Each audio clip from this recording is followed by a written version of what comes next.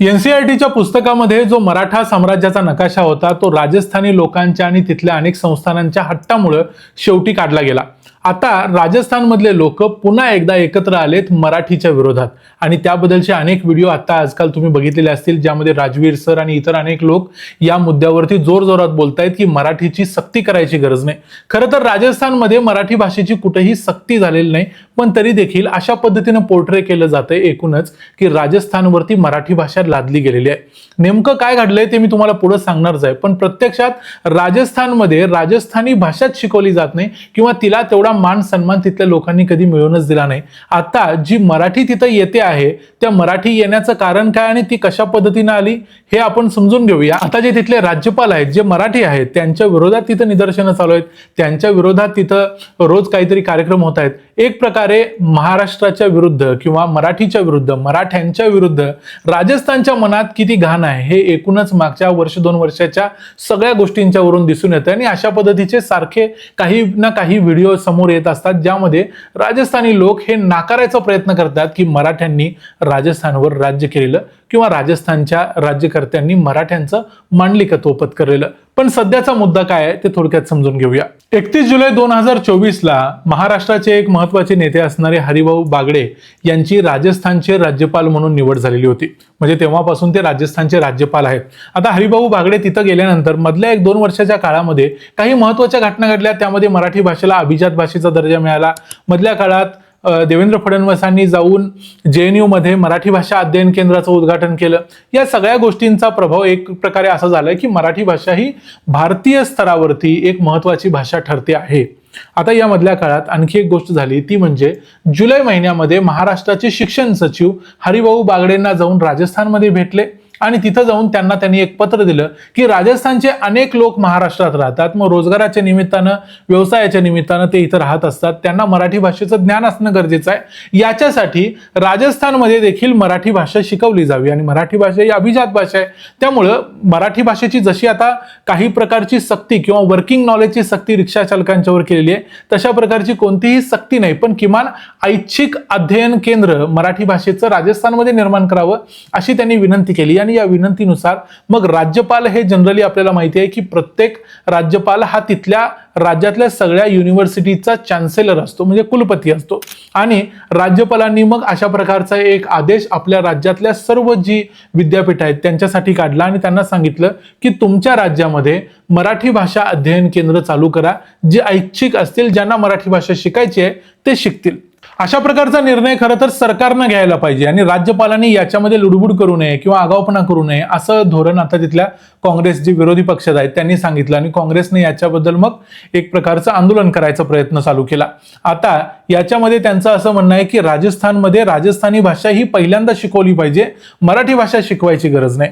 खरं तर यामध्ये मराठी भाषा सक्तीची कुठेही नाही, मराठी भाषा ज्यांना शिकायची असेल त्यांना शिकता येण्यासाठी अशा प्रकारची मराठी भाषा अध्ययन केंद्र निर्माण करा असं राज्यपालांनी सांगितलेलं आहे। याच्यामध्ये कुठेही मराठी भाषा राजस्थानी लोकांना शिकवाच असं म्हटलेलं नाही, गरज असेल, इच्छा असेल तर शिका असं सांगितलेलं आहे। दुसरी गोष्ट, राजस्थानमध्ये खरं तर राजस्थानी ही तिथली जी मूळ भाषा आहे ती लोकांना शिकवलीच पाहिजे, पण प्रत्यक्षात राजस्थानच्या कुठल्याही सरकारनं आतापर्यंत हे करायची तसदी घेतलेली नाही।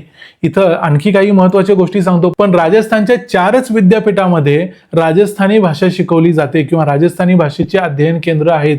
त्यामुळे तिथल्या हरिभाऊ बागडेंच्या विरोधात मग जेव्हा रस्त्यावरती लोक यायला लागले, याच्याबद्दलचे व्हिडिओ किंवा इतर गोष्टी व्हायला लागल्या, त्यांचे पुतळे जाळले गेले, त्यांचे फोटो जाळले गेले, या गोष्टीनंतर मग हरिभाऊ बागडेंनी आणखी एक गोष्ट केली, त्यांनी राजस्थानमधल्या सर्व 11 विद्यापीठांना आणखी एक लेटर लिहिलं आणि सांगितलं की राजस्थानमधल्या सर्व विद्यापीठांमध्ये पहिल्यांदा राजस्थानी भाषा अध्ययन केंद्र चालू करा, जी आतापर्यंत कुणीही निर्माण केली नाही।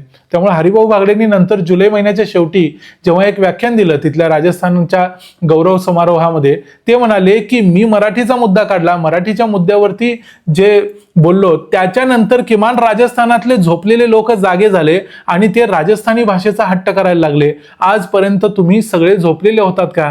राजस्थानी भाषा ही आपल्या राज्यघटनेचं जे 8वं शेड्यूल आहे, अनुसूची आहे, अनुसूचीमध्ये 22 भाषा आहेत, या 22 भाषांमध्ये राजस्थानी भाषा नाही। राजस्थानी भाषेकडे एखादी बोली भाषा म्हणून बघितलं जातं, हिंदीची एक बोलीभाषा, तिला असं वेगळं स्थान नाही, वेगळी किंमत नाही, वेगळा मान नाही आणि भारतीय संविधानामध्ये जिला मान नाही तिला इतर कुठं मान मिळण्याची शक्यता नाही. दुसरी गोष्ट, राजस्थानी लोकांनी आतापर्यंत हिंदी ऍक्सेप्ट केली आणि हिंदीच्या जीवावर जगभर ते पसरले. भारतामधल्या प्रत्येक राज्यामध्ये राजस्थानी लोक मिळतात. हे सगळं जरी झालं असलं तरी या सगळ्या त्यांच्या प्रसारामध्ये त्यांनी आपल्या भाषेचा बळी दिला. काही लोक त्यांच्या भाषा बोलतात, पण राजस्थानमध्ये देखील अंतर्गत वेगवेगळ्या भाषा आहेत, त्यामध्ये मारवाडी वगैरे इतर भाषा आहेत, त्या भाषा ते लोक बोलायचा प्रयत्न करतात. पण तरी देखील राजस्थानी लोकांनी राजस्थानी अशा एका भाषेचा बळी दिलेलाच आहे. त्यांच्या राज्यामध्ये आता म्हटलं तर फक्त 111 शाळा आहेत जिथं राजस्थानी भाषा शिकवली जाते संपूर्ण राज्यामध्ये. बघा, विचार करा, या देशातलं सर्वात मोठं आकारानं असलेलं राज्य राजस्थान आहे. त्या राजस्थानामध्ये फक्त 111 शाळांमध्ये राजस्थानी शिकवली जाते.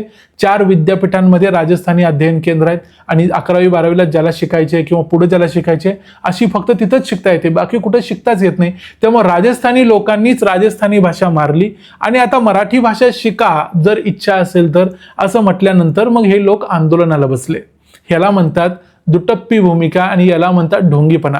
खरं तर नवीन जी नॅशनल एज्युकेशन पॉलिसी आहे त्याच्याप्रमाणे प्रत्येक राज्यामध्ये कुठली तरी एक नवीन भाषा, तिसरी भाषा सक्तीची करावी असं सांगितलेलं आहे. म्हणजे इंग्लिश सोडून आणि त्या राज्याची स्वतःची भाषा सोडून. त्याप्रमाणे जर राजस्थानमध्ये मराठी शिकवली जात असेल तर त्यात काय वाईट आहे? उलट ते चांगलंच आहे. अनेक यूपी बिहारचे लोक, राजस्थानचे लोक, गुजरातचे लोक मुंबईमध्ये महाराष्ट्रात येऊन राहतात, इथं येऊन रोजगार व्यवसाय करतात. त्यांना मराठी भाषा शिकायला काहीच हरकत नाही. खरं तर यूपी बिहारमध्ये कंपल्सरीली मराठी भाषा शिकवली गेली पाहिजे. कंपल्सरीली म्हणतोय मी इथं, कारण आता त्यांना इथं रिक्षा चालवताना, ऑटो चालवताना आणि टॅक्सी चालवताना मराठी भाषा 1 वर्षात कशी शिकता येईल किंवा 1 महिन्यात कशी शिकता येईल असे प्रश्न पडत असतील तर त्यांना 4थी पासून 5वी पासूनच मराठी भाषा शिकवली पाहिजे. आणि राजस्थानमध्ये तर ती सक्तीची सुद्धा केलेली नाही, ती ऐच्छिक आहे. दुसरी याच्यामध्ये गोष्ट आहे, राजस्थानी लोकांनी स्वतःची भाषा मारल्यामुळं त्यांना हिंदी समोर लोटांगण घालावं लागलं आणि आता त्यांना स्वतःची भाषा टिकवण्यासाठी, जगवण्यासाठी धडपडायला लागतंय. खरं तर मराठी लोकांसाठी हा धडा आहे.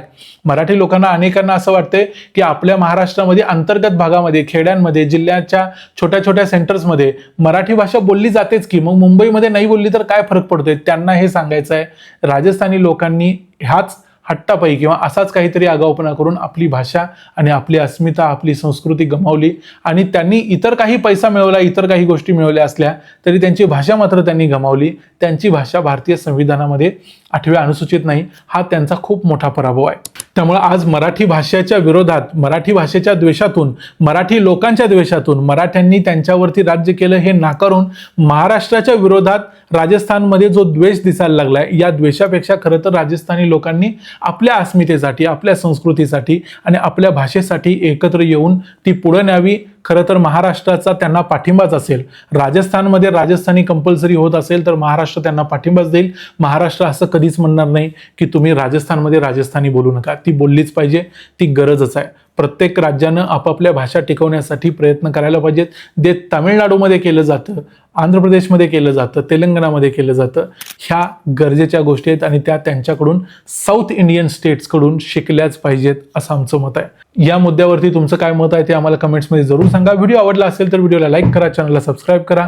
पुन्हा भेटू पुढच्या व्हिडिओमध्ये. तोपर्यंत पाहत रहा द मराठी बाणा. जय हिंद, जय महाराष्ट्र.